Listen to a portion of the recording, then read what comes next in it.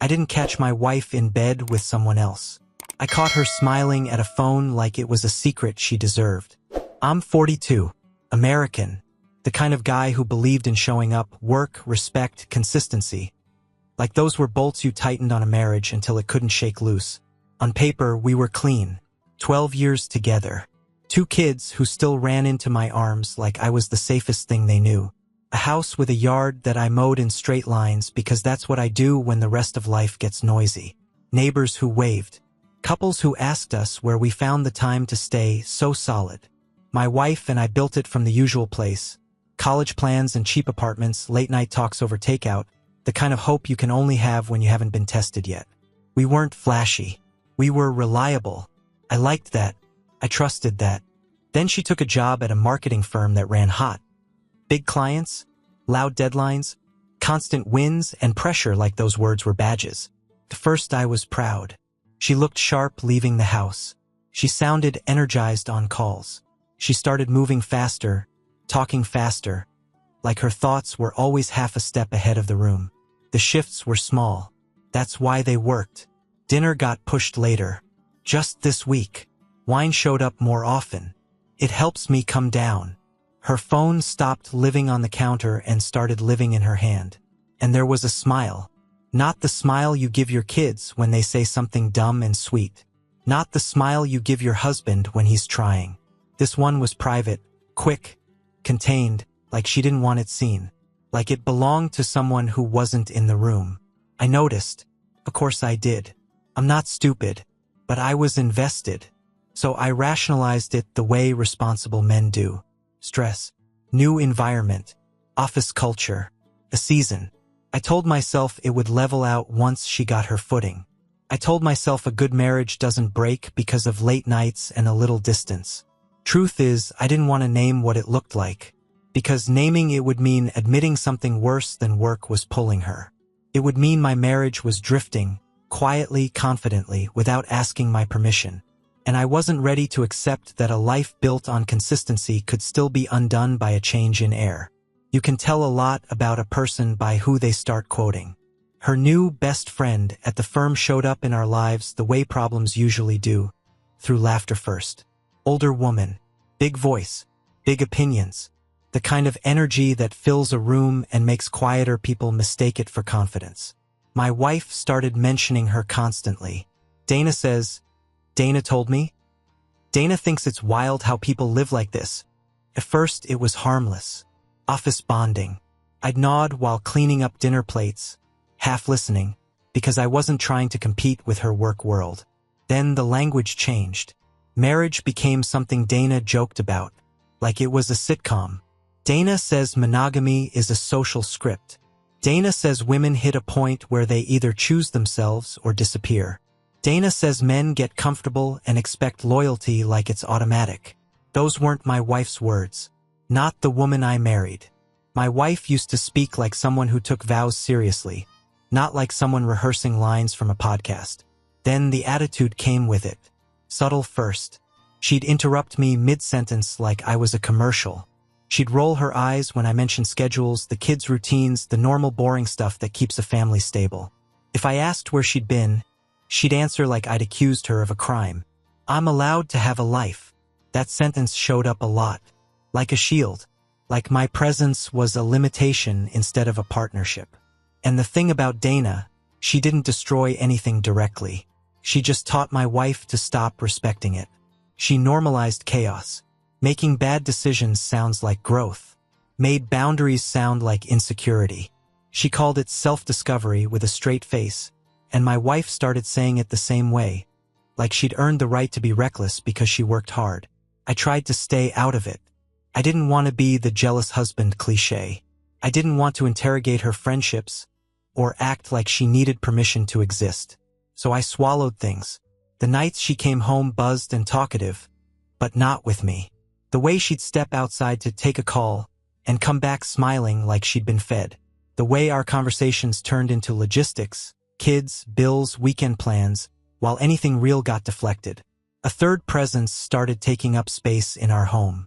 Not a person physically, more like a new set of rules, new values, A slow drip of boundary testing, one small disrespect at a time. And the worst part? I could feel myself being demoted. Not with an announcement. Not with a fight.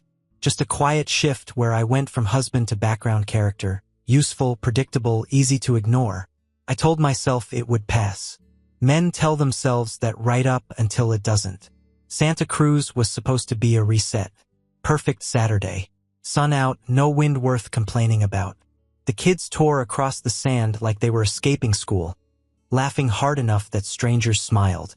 My son started building a fort like it was a military operation. My daughter collected shells and kept bringing them to my wife like she was presenting jewels. For a while, it looked like our life again. We had a blanket down, cooler tucked behind it, the kind of normal scene you take a picture of to prove you were doing it right.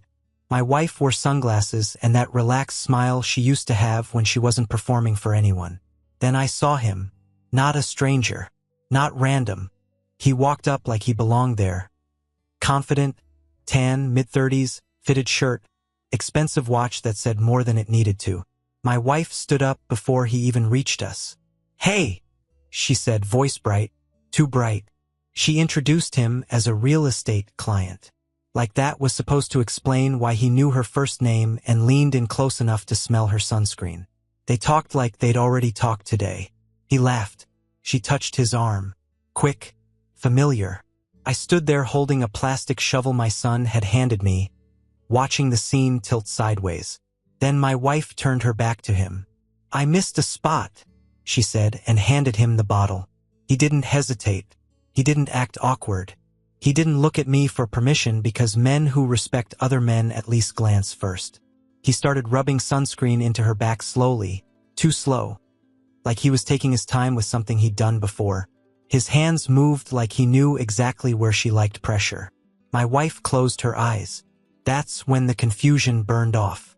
There are moments where your brain stops offering excuses, where the story you've been protecting collapses under its own weight. I felt it in my chest first, cold and tight, then in my jaw when I realized I'd been standing in the sun like an idiot trying to pretend this was normal. I stepped forward. "Stop," I said, not loud, just firm. A boundary, a basic one. My wife snapped her head around like I'd embarrassed her in front of her friends. "What is your problem?" she said, volume high enough for nearby families to turn. I didn't raise my voice. "You don't have another man touching you like that." She laughed. Actually laughed. Like I told a joke. Then she turned it into a theater. "Oh my God. Here we go. You're controlling. You're insecure." The guy held up his hands like he was innocent, like he'd been invited into our marriage by accident. He smirked. Not even subtle. People stared. My kids paused mid-play, sensing the temperature shift the way kids always do. My wife kept going, voice crisp, practiced, like she'd rehearsed this argument in a mirror. "Can you not do this here? You always have to make everything about you." That's when the humiliation hit. Not because strangers were watching. Not because she was making a scene. Because of how comfortable they both were. Because of the confidence that comes from repetition. I looked at her and realized this wasn't a first-time mistake. This was a routine that had finally gotten sloppy. And at that moment, the beach stopped being a beach. It became a stage where my wife chose to disrespect me publicly, because she believed she could. And she believed that because she'd been doing it for a while. I didn't argue on the sand. Not because I was scared, because my kids were right there. I crouched next to my son, helped him shake sand out of his bucket like nothing was wrong. I handed my daughter her towel and told her we were heading out early. I kept my voice steady. Keep it normal. That's what fathers do when adults decide to be stupid. My wife followed us back to the car in a storm, sunglasses still on like they were armor. The real estate guy stayed behind, watching like he'd just won something. I strapped the kids in first, checked buckles, made sure they had snacks, made sure they were looking at cartoons on a phone instead of our faces. Then I got behind the wheel. The second the doors shut, she started. "You humiliated me." I stared forward and pulled out of the parking lot like I was leaving any other place. "You let him touch you," I said. "He's a client. God, you're unbelievable. You're acting like some jealous caveman." There it was. The script. Dana's language polished and ready. I didn't bite. I let the silence stretch until it made her uncomfortable. Then she shifted tactics. You've been controlling lately. You watch me. You ask questions. It's suffocating. I almost laughed. Because if she'd known me, really known me, she'd understand. The moment my voice goes calm isn't peace. It's the end of pleading. You're not turning this around on me, I said. She scoffed. So what, you're going to punish me now? You think you own me because you pay bills? The kids were in the back. I could hear my daughter humming to her show, unaware. That fact was the only thing keeping my hands steady on the wheel. My wife kept talking. Faster, sharper. Throwing labels like they were weapons. Insecure, controlling, paranoid, toxic. Words designed to make me react so she could point and say, see, this is why. I let her spend it. Then I said one sentence, flat as a wall. This marriage is over. It landed in the car like a door closing.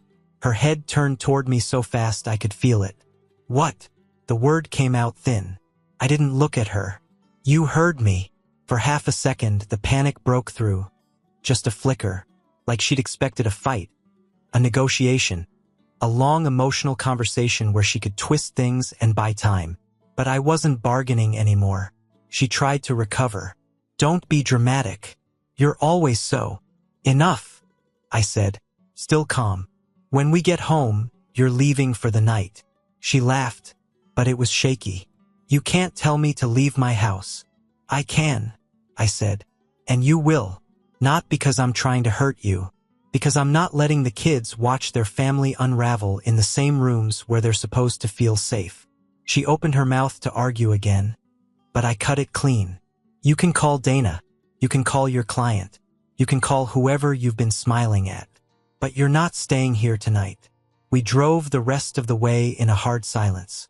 And for the first time in months, I could breathe, because the part of me that kept trying to save a drifting marriage finally stopped pretending it still had a say. I work in cybersecurity.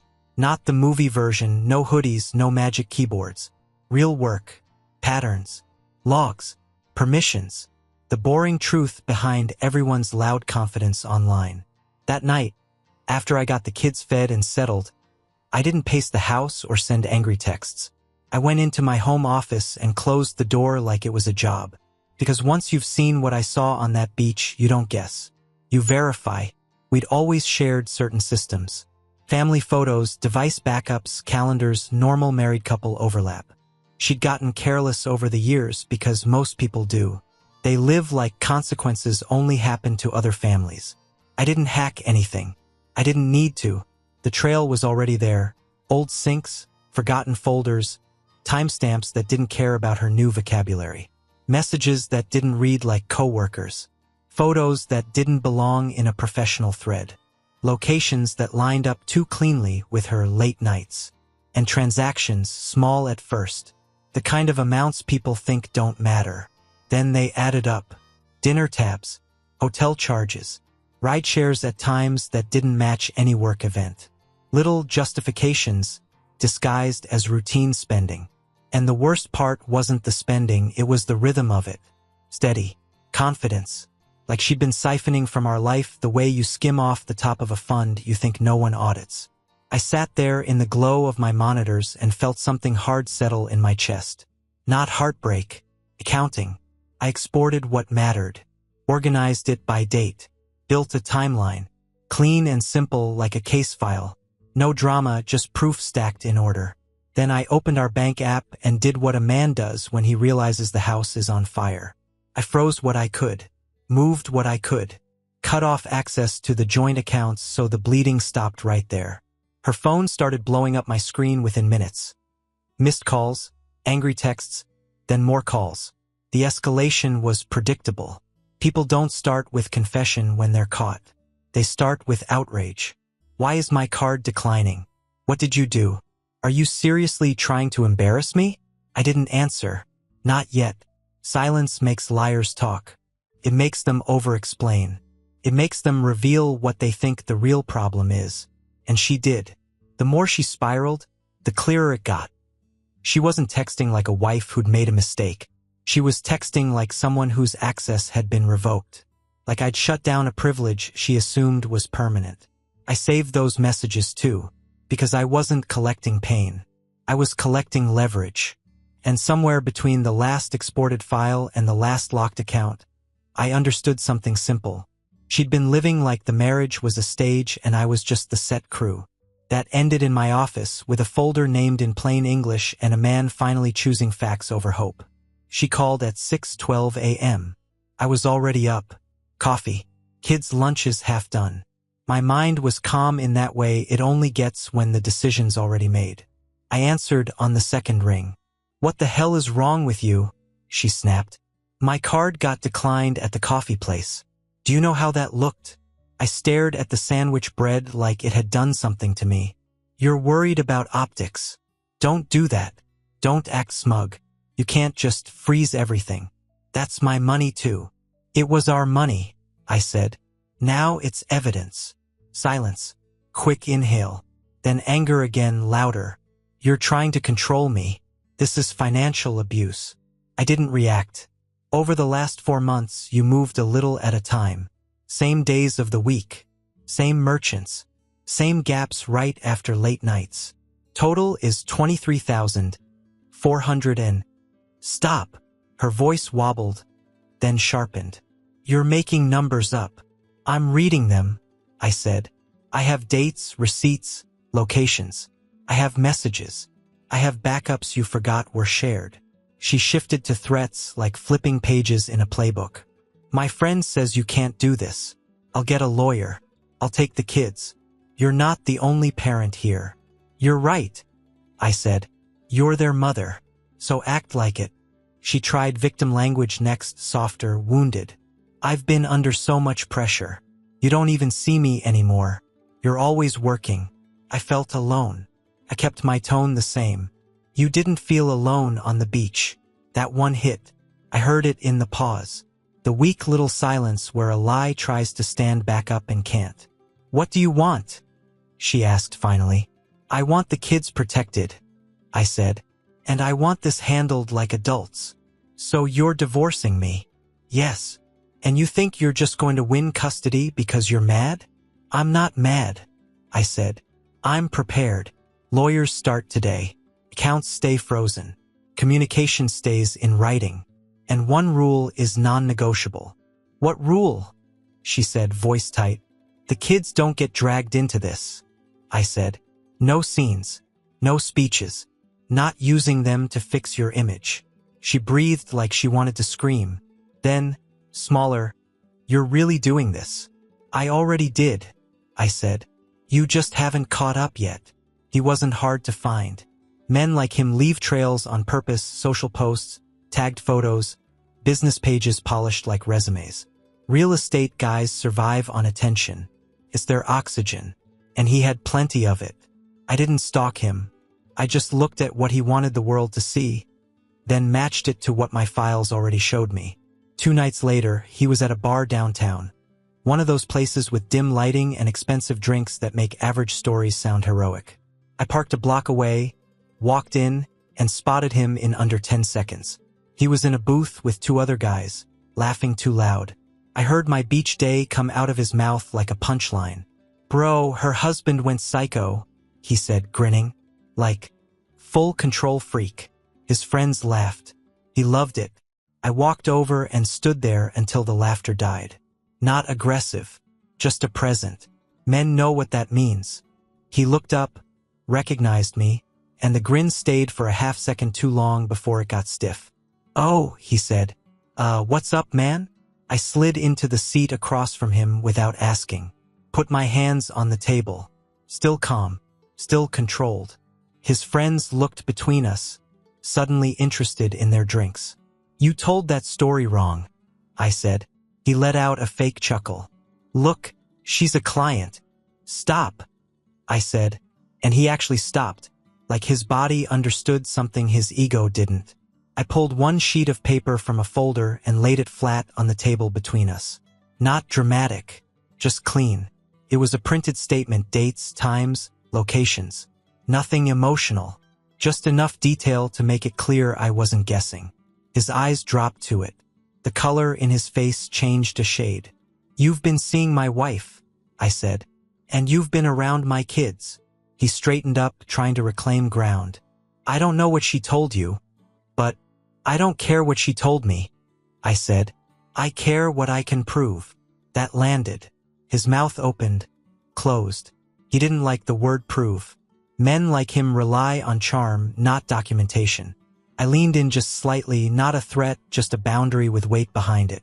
"I'm not here to fight you," I said. "I'm here to draw a perimeter.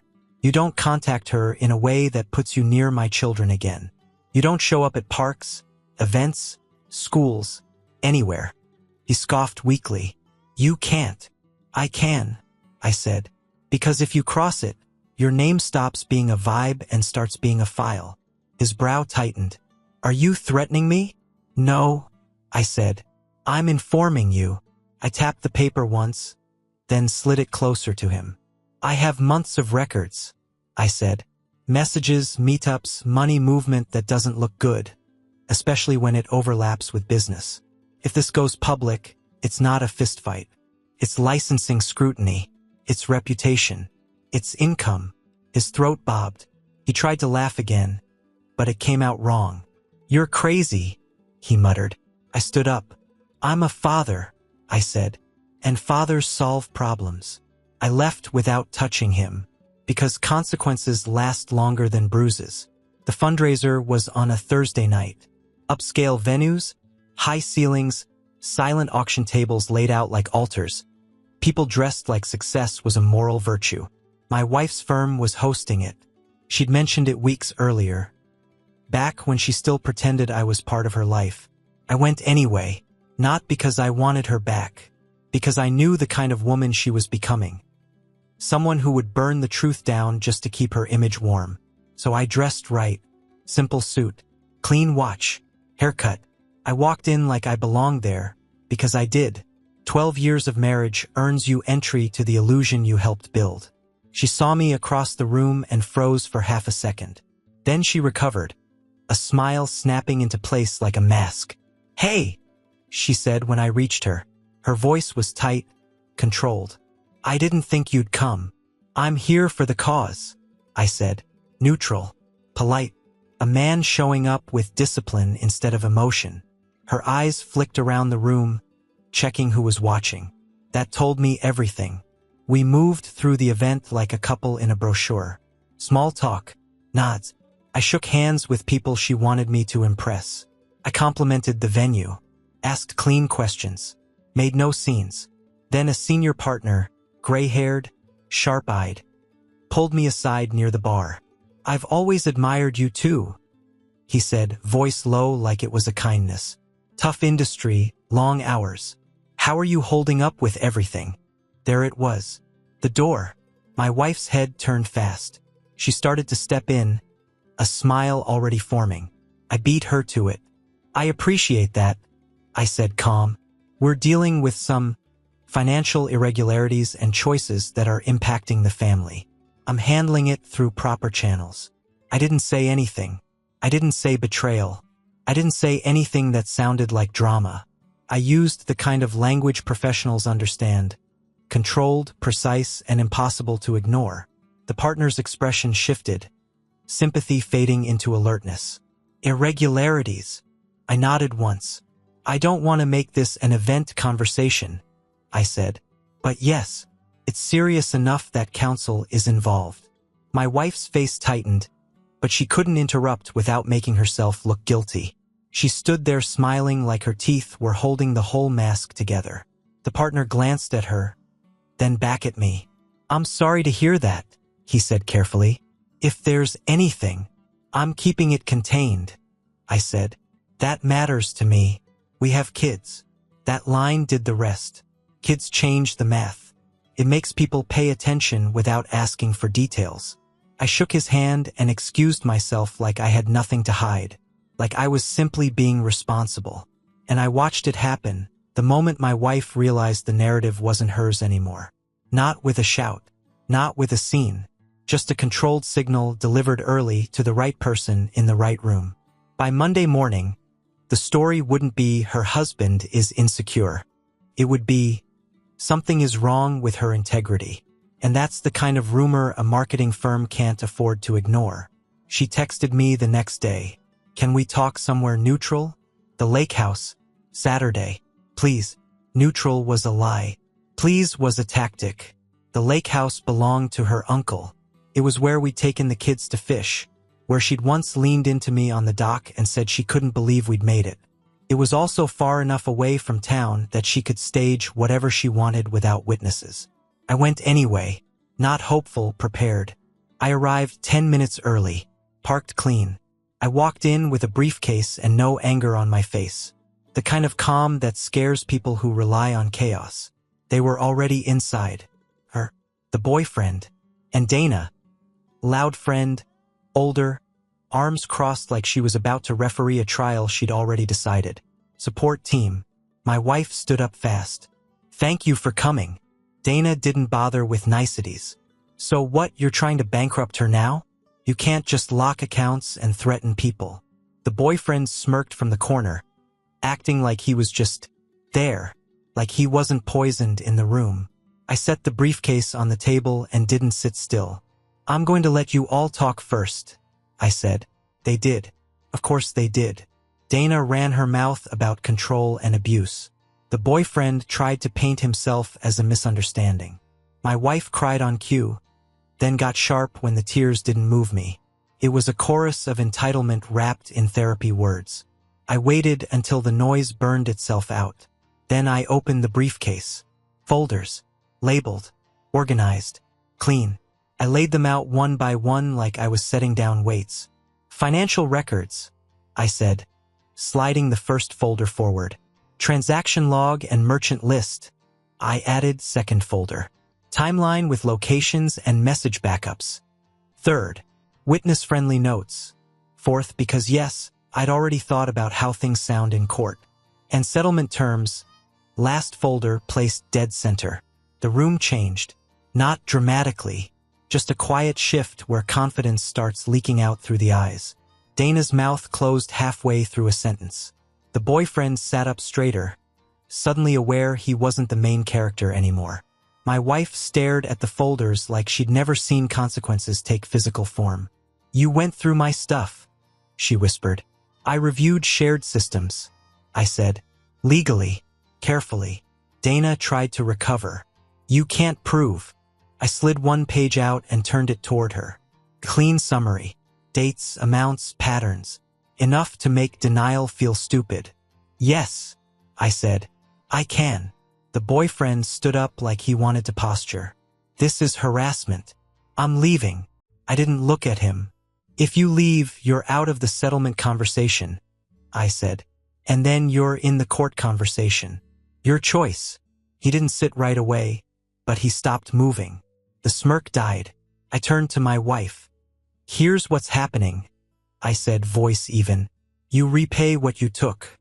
You agree to custody terms that prioritize stability. And you agree to distance, real distance, from anyone who puts our kids near this. Dana snapped. You can't control who she sees. I met her eyes for the first time. I'm not controlling her, I said. I'm controlling access to my children. That shut her up. My wife's hands shook as she opened the settlement folder. She read, lips moving slightly. Her breathing got shallow. The reality of numbers and consequences doesn't care about empowerment slogans. Or, I continued, we go to court. I file with forensic accounting. I submit the digital evidence. I let a judge decide what irregularities mean. And if anything crosses into criminal exposure, I don't protect you from that either. Her eyes filled, but her face wasn't sad. It was terrified, because she finally understood. I wasn't here to win an argument. I was here to end a problem. Dana tried one last time, softer now. Let's just talk about this. We are, I said. This is the talk. The pen was on the table already. I placed it there before I opened the briefcase. My wife stared at it for a long time, like it was heavier than it was. Then she signed. Not elegantly, not proudly, Just a shaking signature that looked like the last breath of the life she'd been trying to live twice. I gathered the folders back into my briefcase, neat as I'd brought them. I didn't gloat. I didn't smile. I stood, looked at her once, really looked, and felt nothing romantic left to salvage. "Pack what you need," I said. "We'll coordinate through council."